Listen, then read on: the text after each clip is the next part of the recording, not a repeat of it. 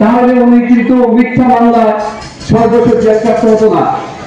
উনার ছেলেকে হারিয়েছেন, এক ছেলে 17 বছর প্রবাস জীবন কাটিয়েছেন।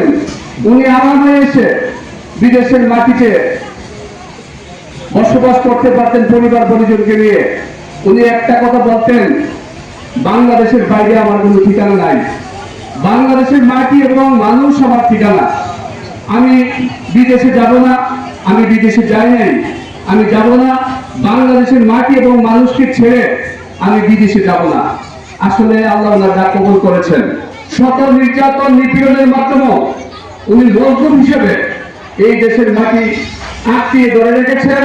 এই দেশের মাটিকে, এই দেশের জনগণের ভালোবাসা সিক্ত হয়ে, এই দেশের জনগণের অফুরন্ত ভালোবাসা, আন্তরিক শ্রদ্ধা এবং সারা বাংলাদেশের অভিভাবক হিসেবে উনার এই ত্যাগের মূল্যায়ন পেয়েছেন।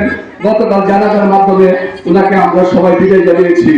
আমরা সুখহত, আমরা জানি উনি গণতন্ত্রের মা।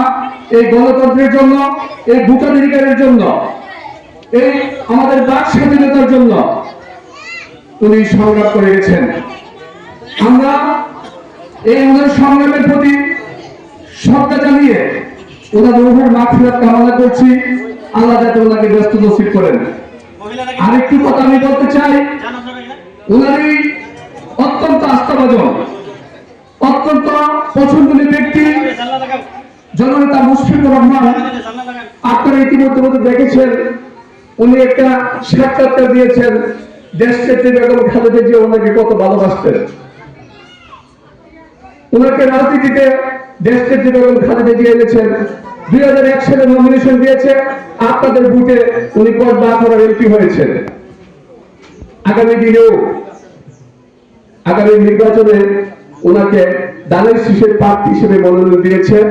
আশা করি আপনাদের ভোটে উনি আবারও আপনাদের সেবা করার জন্য, আমাদের কয়েকবার সেবা করার জন্য আল্লাহ ওনাকে কবুল করবেন এবং 12 তারিখের নির্বাচনে ইনশাআল্লাহ উনি বিজয়ী হয়ে আপনাদের প্রতিনিধি